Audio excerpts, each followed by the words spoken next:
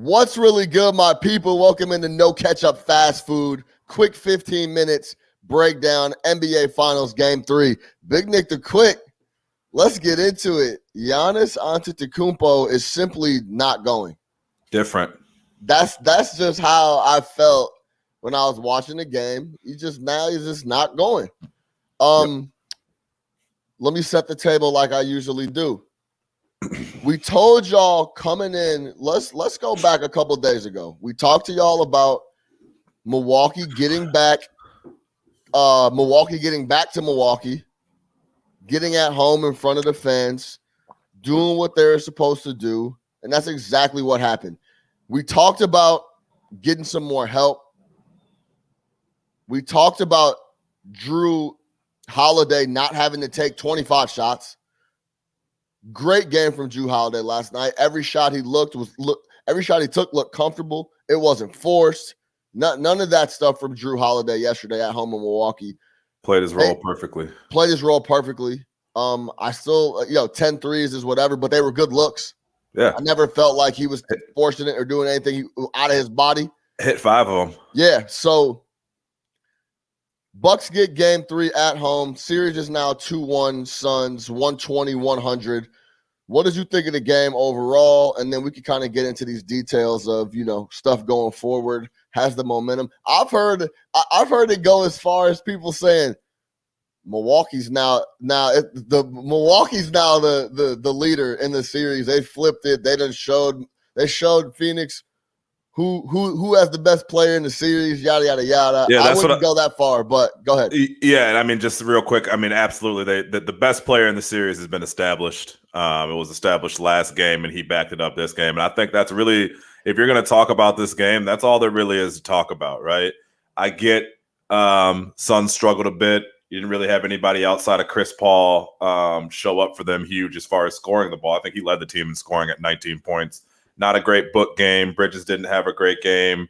Aiden got into foul trouble, which was absolutely huge because that allowed Giannis to really start to pick them apart there in the second and third quarter. And he was scoring too. Yeah. That was big. And for him, that's something that he's avoided pretty much all playoffs, right? You look at what the problem with a lot of bigs is they do get into foul trouble quick. But Aiden, he's again, man, just another thing on him. He's been able to stay out of foul trouble. So they were able to get him into foul trouble. And at that point in time, Phoenix with Saric hurt, they're looking at Kaminsky and whoever else they can try to even make look like a big out there. I think Kaminsky's the only big that they got. But fuck all that. Like, what we really need to talk about is the absolute domination that we have seen over the last 8 quarters of basketball from Giannis Antetokounmpo. Like there's really nothing else to say. I don't care what Phoenix didn't do. I don't want to hear about Holiday. I don't want to hear about Middleton. I don't want to hear about anybody else other than Giannis Antetokounmpo, because what we're watching right now is absolute domination from a 2-time league MVP that is one of the best players in the league, and that is the best big in the NBA. Like, that's what it is. He is playing as a big, has been playing as a big all series, and when he plays that way, you can't stop him. There's just no answer for it, right? If he's settling for jumpers and trying to be KD or James Harden or this other perimeter guy that he's not really like that way, he gets out of his comfort zone and you can beat them. When he says, hey, look, I have an advantage in the paint and there's not a man on this court that can stop me, and I'm going to do whatever I want, right? I'm going to do my little hesitation dribble where I literally sit back, cock back, and then go straight forward. You can't stop that. I'm going to park myself in the paint and grab rebounds because you can't stop that. I'm going to catch lobs because you can't stop that. And then when you do stop it, I'm going to find people. I'm going to find people. I'm going to get 6 dimes. Yeah, exactly. Like, however you want it, I'm going to give it to you, and I'm going to give it to you as a big man. I'm going to get it where I live. I'm going to be Giannis. Fuck trying to be somebody else. That's not my game. But guess what? If I park my ass in the paint and do those other little things, I can walk out with 40, and I will keep the pressure on you high, and I will throw your entire defensive scheme into shambles. So do I think that the momentum shifted?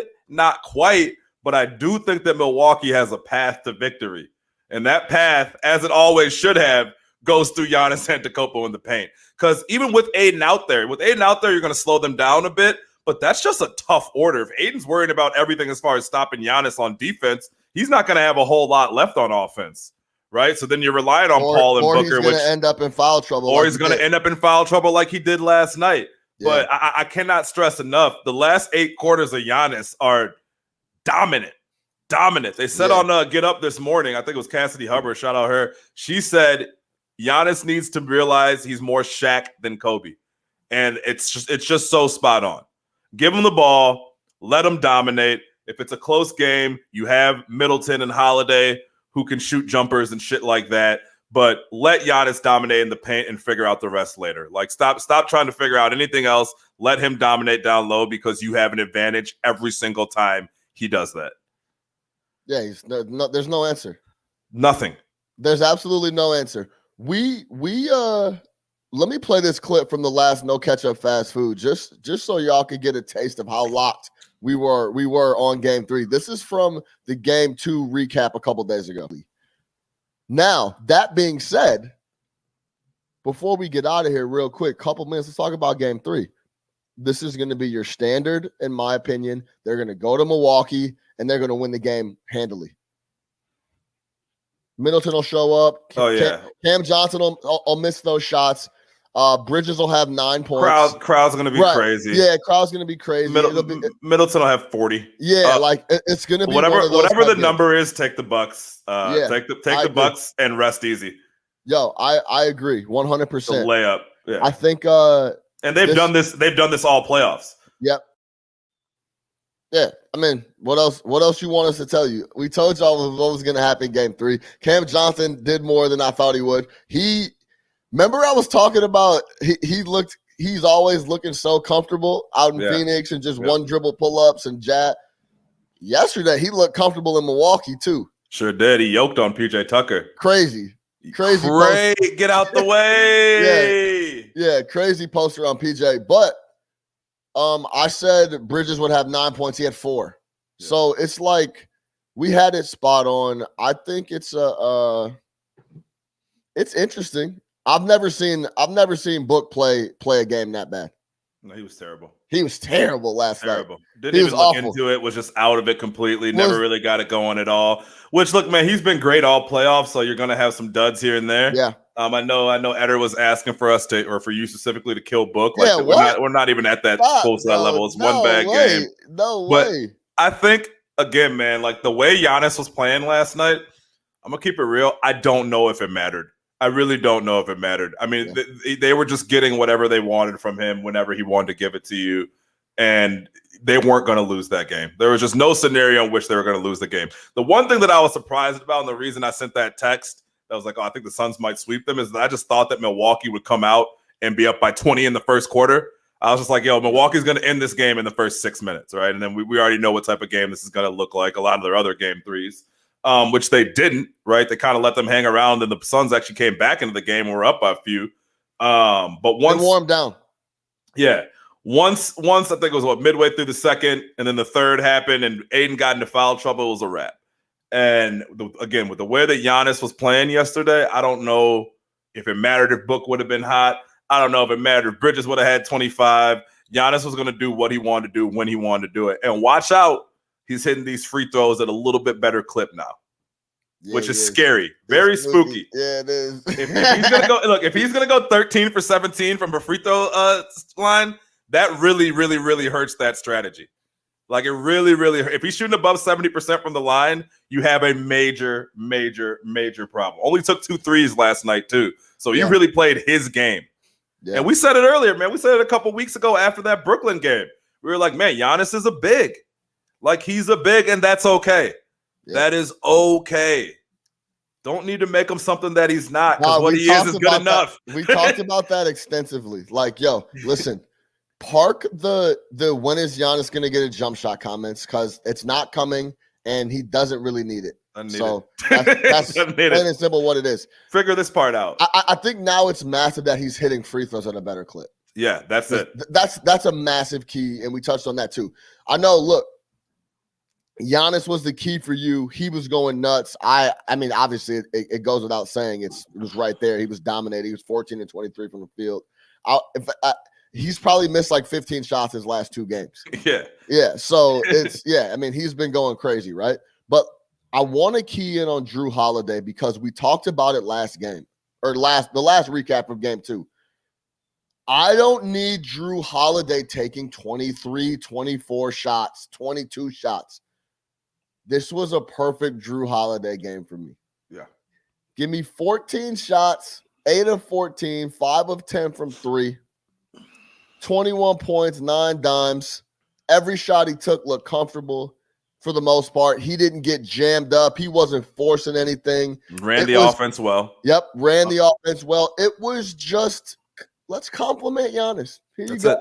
Here's a bucket for you, Giannis. That's all we got to do. Here's a jumper for you, Giannis. That's it. That's it. You're going to throw it back out to me and I'm open? Fine. I'll knock this down or I'll make something happen or I'll make the right pass. I'm not going to turn the ball over a bunch. I'm not going to your point, go out there, shoot the ball 25 times and try to play outside of my body. When Giannis is playing this way, all we got to do is play complimentary basketball. Because you know what happened? Game 1, he played so badly and he didn't take any shots. I wanted to force it.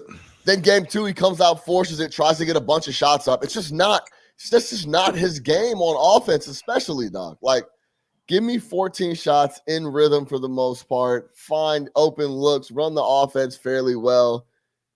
Get the ball to Giannis, watch him do what he does. That's the help that we were screaming for. Yeah, that's it. I don't need the 30-point game from Drew. Like, that's not what I'm looking for. Middleton, look, hey man, Middleton, like I've been telling y'all, he's your regular guy. He's an 18.6 rebound, 6 assist guy. That's it.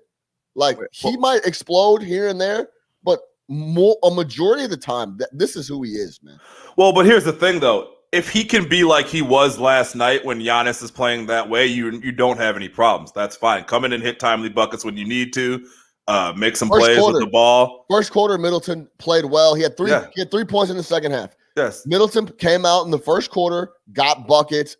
Then Drew came out in the third quarter, took care of business. But yeah, it's just complimentary shit. Yeah, 100%. And I mean, even Portis didn't shoot the ball well, but you get that kind of energy. I think that we are very close to getting your Portis versus Crowder scrap. Like they were talking a little bit yesterday. I think game 4 it happens. Those are two. If there was ever 2 guys who were born to fight each other on a basketball court, it's Bobby Portis and Jay Crowder playing each other for 4 games. Yeah, no doubt. But you saw him bring out the great energy. You know, he's a gamer. Guys like that, man. When Giannis is rolling, just have guys come in and do their job. That's all you have to do. Don't force anything. Don't throw him out of his rhythm. Don't be like Middleton in game 2 where you're wasting these Giannis efforts. Like, come in, hit your timely jumpers, make your right passes, be in the right spot, support Giannis, and just kind of watch the show. Because, again, even with Aiden with no fouls, it doesn't matter. This guy's going to get his buckets. He's so locked in right now. He wants this so bad. You just got to ride the wave. Do your job. That's it. Do your job. Know your role. If I'm Bud, this is your role. This is what I need you to do. Yeah. Because this shit runs through Giannis. We've now seen for 8 quarters that Giannis could dominate these boys. And even game 1, he came out good. He was just coming off of that injury. I ain't worried about his knee one bit. I'll tell you that right now.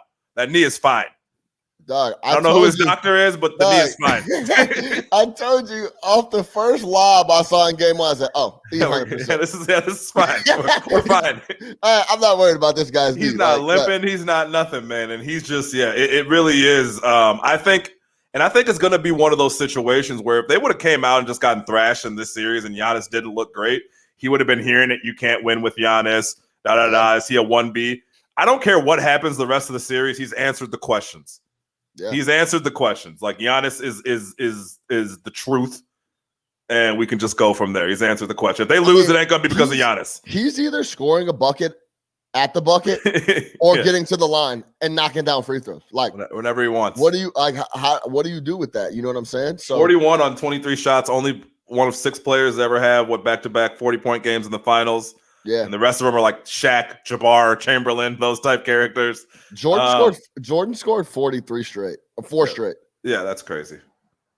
We got, it's one of those you remove Jordan from these conversations. Yeah, you do. You know what I mean? You really, Who just said that we were talking about before? It's like Brady. Just remove these guys from the conversation. It's Mahomes. Was it Mahomes? We're like talking about who's the best best quarterbacks in the league or best young quarterbacks, and like we're not okay. Don't even bring him up. Yeah, we're not talking about him. We're talking about Lamar, Kyler, exactly the rest of the guys. Yeah, so with these numbers, you got to take Jordan out of it. But I mean, again, what you're seeing from Giannis, and again, game one coming off a major, what looked like it could have been a major knee injury. You take the totality of these 3 games, he has played outstanding basketball. And if I'm Phoenix and Monty Williams, you got to figure something out. Don't just think, oh, well, Book's going to have a good game in the next one and some of our role players going to step up and we're going to be at home and it'll be all good. It's not going to work that way, man. Your team can't get worn down by this guy game after game after game after game because it is tough to defend that night in and night out, and eventually something's got to give. So, I mean, you really got to focus on stopping Giannis and hoping the rest of these guys can beat you because we've talked about a lot of them have shown up short in big spots. Yeah. So you got to force the ball into Middleton and Holiday's hands. And a perfect example of the support and help we're talking about, Cam Johnson goes down on PJ Tucker and absolutely puts him on an epic NBA Finals poster that will live on for decades to come if the Suns win the title, especially. I didn't even know he could do that. Yo, me either. I ain't gonna lie to you. I had no idea. He was a long dude, but I didn't know that he had springs like that. When he took off, it was crazy. But that dunk flips a 14-5 run for Phoenix. It was 74-70, 4-point game now. Yep. But this is the support we're talking about. Drew Holiday comes down, hits 2 threes, and pipes it down in the third quarter. Like, oh, relax a little bit. That's the support we're talking about. Came out fired in the third. Yeah, bro. Just timely spots, just like a lot of these dudes on Phoenix have been hitting in game 1 and 2. Just timely spots. That's how you support Giannis. You don't need to give him 28, 30 a night. So can Giannis keep this up though? Is the question. Like, is it gonna feel like a bad game when he scores 30? No, you know what I'm saying? I think he can keep it up. I don't see him wearing down because, again, it's not like he's coming out here shooting the ball 40 times a game and exerting some crazy amount of energy. Like, it's easy for him out there, and I think he's realized, like, I can do this every time. Like, I can do this every single time. It's almost like he's so good. Huh? It's almost something like clicked in his head. Like, like what? Oh wait, nobody can fuck with me down here. Yeah. Like, I don't have to even go out there. Again, he does that little gather dribble where he's like, he kind of like revs himself up and then he just goes full speed to the basket. And what are you going to do? And again, if he's shooting at 75%, which he did yesterday, but I'll take that down to 70% because we were talking about early on in some of these playoff series, he was shooting 40%. Like that's unacceptable. You get him up to 70%. Yeah. Now you really got to rethink that strategy of hacking him every time. No, because he's going to give you buckets. You can't do it. You can't do it. It's not. He can't go 13 for 17. It's not going to work. You got to throw that out. Yeah, that's free cheese for him. So, man, if I'm Bud, if I'm the Bucks, like this is what we're gonna do. Like this is it. Hey, man. Hey, big fella. This is it. This is it. You want the legacy? You're about that. You don't shy away from none of that talk. You know what I mean? This is it. Here's the ball. Please go win us a fucking championship. And I do think that Milwaukee's firmly back in this conversation right now. Yeah, you see the banner. Giannis is ready. Bucks take care of business in Milwaukee. Game 4 is Wednesday. I ain't gonna lie. I peeked at tickets. They were too expensive though. Yeah, no. Yeah, that's how much. Yeah, it's not. Yeah. I peeked. I do want to see Giannis though. I do want to see Giannis live. I did. Look, we got to keep Giannis this year. Because I was like, man, I could catch Chris Paul. I could catch Giannis. And game 4 should be very interesting. Yeah. What are they talking about? They were expensive, bro. Lower bowl I didn't see anything less than like 1,200. Let me ask you a question. Yeah. Would you ever do anything that's the equivalent of the Deer District? Yeah, I would. You would? Okay. Yeah. I think stuff like that's fun. Yeah. I've gone to watch like a soccer match, like when they did like Soldier Field and shit. Like when the USA was in the World Cup, I went to Grant Park and watched. Or Grant Park, they did it. Yeah, it's fun because you just get a lot of energy, but it is like a lot of younger kids. Like, that shit makes you realize your age real fast. Wait, hold on. It's like underage kids, drinking out of water bottles. It's also hard to watch the game. My big thing is just it'd be hard to like really lock into the game. But yeah. Would I do it? Yeah. Would I prefer to have like you and the homies at the house to watch it with some beers and some grub? Yes. That's an easier way to do it. Much easier. Yeah. Or like go in your backyard or something. So what about when you get to go into the arena and watch the game though? Like, so if they're at home, if there's an away game, would you go watch a game at the UC or no? You know what's funny about that is I'm not interested in that. Zero interest in that. I like to stand up and be in a crowd and like. You'd rather be in the mix like that, right? I never understood sitting in the stadium seats watching the Jumbotron. I never got that. You'd rather just be at the crib. Yeah, and because you know they're going to be knocking you over the head for concessions, and you got to pay for parking. That would be the thing. Like, I could either sit at the crib, get a bunch of food for like $20, or spend $100 on beer, parking, and the hot dog. Yeah, I mean, I think the main goal is just to go to the bar to watch the game because you're around fans and the energy. Yeah. I guess that's why you go to the stadium, but I never really rocked in an empty stadium. Go to the bar and spending half the amount of money would actually make more sense on that. Yeah, maybe you could do it in no, I'm not interested in that. But what if it was like Jerry World or some shit like that where you're watching off the it's still the same thing. Same shit. I'm not driving to a stadium where the game's not going on. How about that? Mm-hmm. Like I'm just not doing it. Fair enough. So we'll leave it there, man. Game 4 is Wednesday. If you got some tickets for me on a cheaper level, any Milwaukee homies, holla at me. I'd be willing to maybe take a look. No catch up sports talk via Chicago for Big Nick the Quick. I'm your host, Sean Little. Lock in with us everywhere. You already know the deal.